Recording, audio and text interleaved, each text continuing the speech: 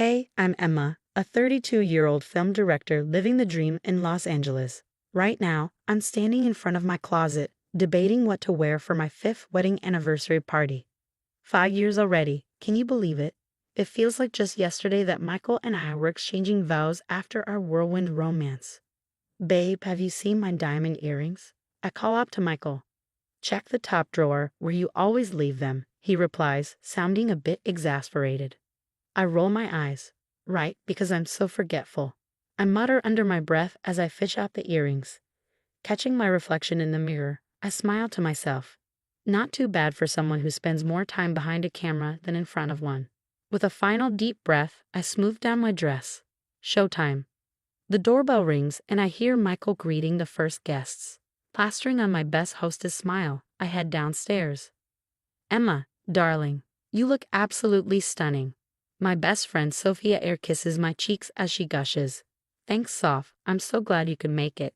I spot Michael's mother, Vivian, scrutinizing the decor with her usual critical eye. Emma dear, don't you think these centerpieces are a bit garish? She asks.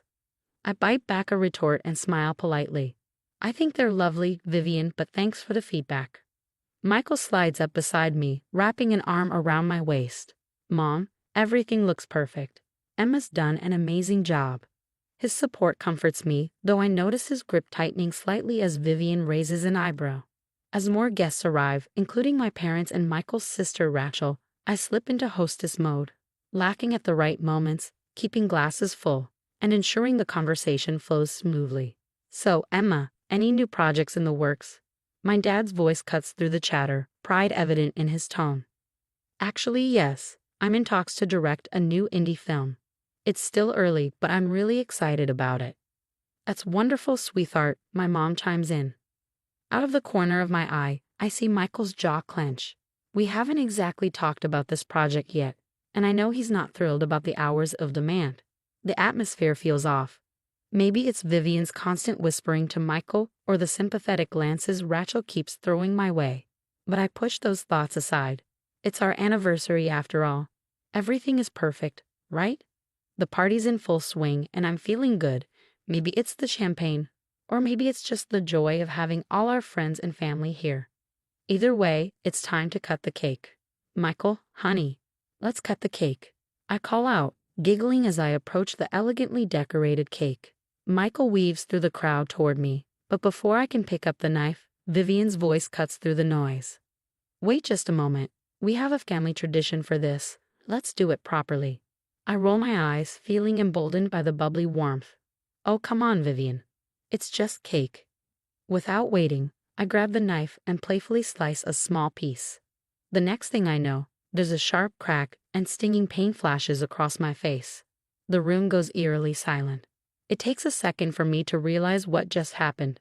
Michael, my husband, slapped me in front of everyone. My cheek burns, but the humiliation is far worse.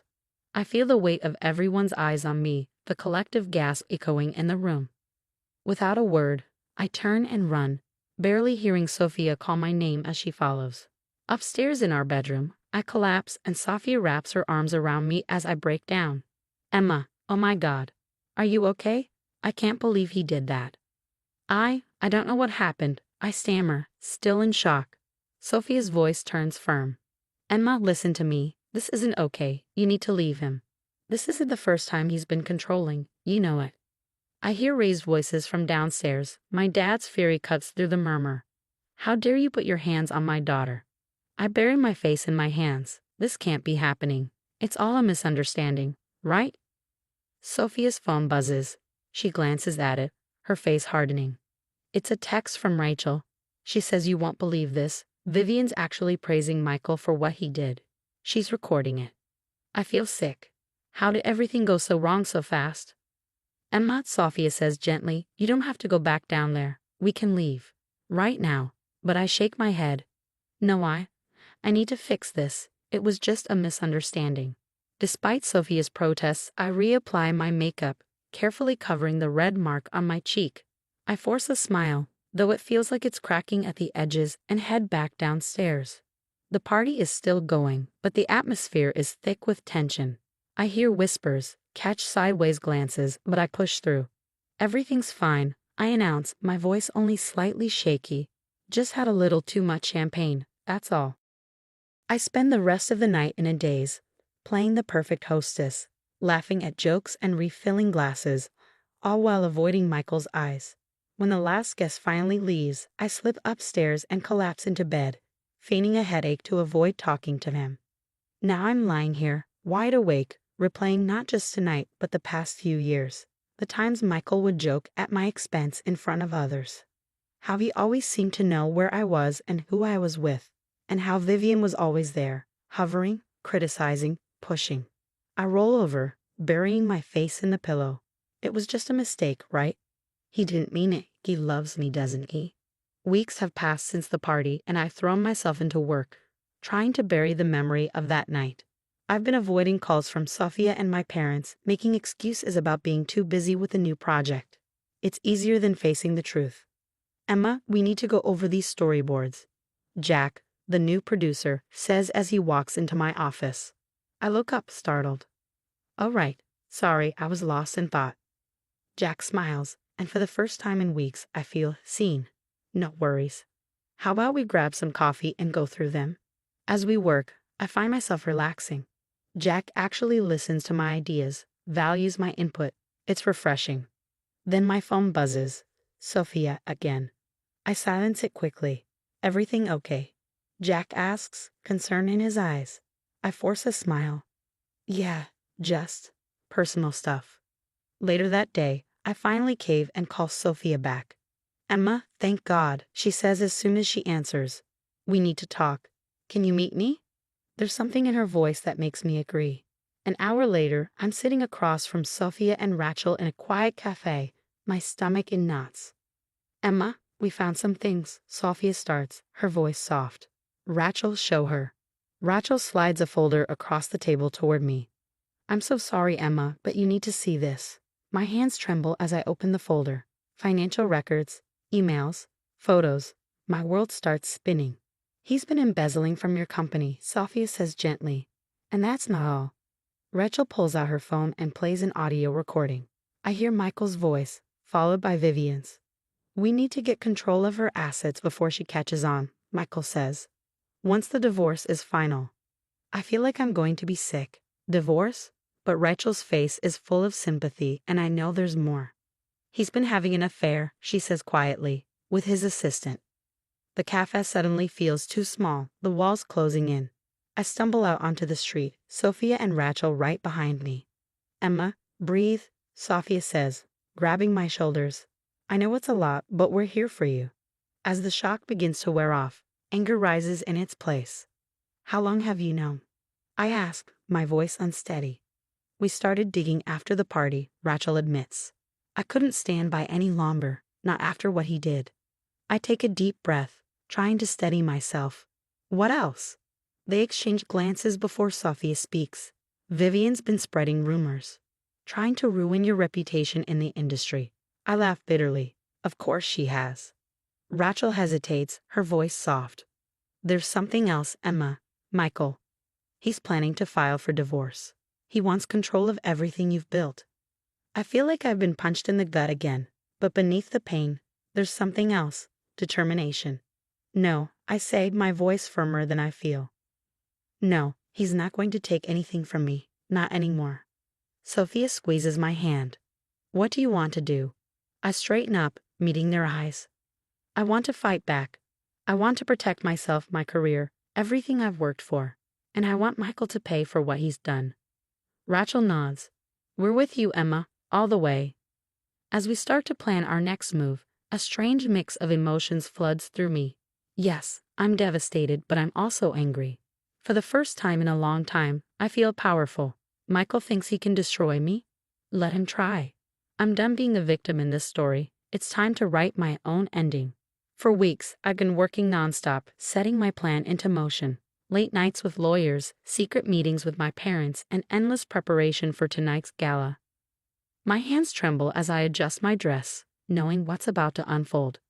You ready for this? Sophia asks, squeezing my hand. I take a deep breath. As ready as I'll ever be. We step into the gala, and I spot Michael and Vivian almost immediately. They're working the room, all smiles and charm. If only everyone knew the truth. Emma, darling. Michael calls out, his voice dripping with false sweetness. Come, let me introduce you to the Spielbergs. I plaster on a smile. In a minute, honey. I need to prepare for my announcement. As I make my way toward the stage, I catch Rachel's eye. She gives me a subtle nod. Everything is in place. Ladies and gentlemen, I begin, my voice steady despite the rapid beating of my heart. I'm thrilled to announce my latest project. It's a story about truth, justice, and the masks we wear. I pause, glancing at Michael's smug expression. He thinks this is just another career move. But tonight, it's so much more. Before I tell you about the film, I continue. I'd like to share a different story. My story. The lights dim, and a video begins to play. Gasps ripple through the room as footage of Michael's abuse fills the screen. His face twists in fury as he realizes his private misdeeds are now laid bare for all to see. What is this? He shouts, his voice full of rage. But his outburst is drowned out by Vivian's recorded scheming. The audience watches in shock as financial records flash across the screen, followed by testimonials from former employees. Michael and Vivian try to push through the crowd, desperate to flee, but they're met at the exit by police officers. Michael Thompson, you're under arrest for embezzlement and domestic abuse, an officer announces as he cuffs him. Vivian shrieks, you can't do this. Do you know who we are? But her protests fall on deaf ears as they're both led away. The room erupts in chaos. Reporters clamor for statements, industry power players express their shock and support. And through it all, I stand tall, finally free from the weight of secrets and lies. In the days that follow, my phone doesn't stop ringing. Interviews, messages of support, even job offers pour in. But what I cherish most are the quiet moments with Sophia, Rachel, and my parents. I'm so proud of you, sweetheart, my mom says, hugging me tightly. Weeks turn into months, and I throw myself into my new film, surrounded by a crew that respects and supports me. The healing process is slow, but each day, I feel stronger. Cut. That's a wrap on scene 12. I call out, grinning at my team as we break for lunch. My phone buzzes. It's a message from Michael, currently awaiting trial. Another tearful apology, begging for forgiveness. Without hesitation, I delete it. That chapter of my life is closed. Hey Emma, Jack calls out, waving a script. Got a minute to go over these rewrites? I smile, feeling genuinely happy for the first time in years. Absolutely. As we walk together, discussing ideas, I realize something profound. My happily ever after isn't about finding the perfect partner or having a flawless life. It's about being true to myself, surrounded by people who genuinely care. The sun is setting as we finish for the day, and I look around at my crew, my friends, my chosen family. This is where I belong. This is my story, and I'm writing every page. All right, team, I say, clapping my hands. Let's get ready for tomorrow. We've got a movie to make. As we pack up, laughing and chatting, I feel a sense of peace wash over me. The future is bright, and this time, I'm in control. And you know what? I wouldn't have it any other way. The story has come to an end, but now I have a question for you. If you were in Emma's shoes, would you have exposed Michael and Vivian publicly at the gala, or handled the situation privately? Share your thoughts in the comments below. Your experiences and opinions matter, and they could help someone in a similar situation. If you found Emma's journey powerful, don't forget to hit that like button. And for more stories of triumph over adversity, subscribe to our channel. Thanks for watching, and remember, your story isn't over yet.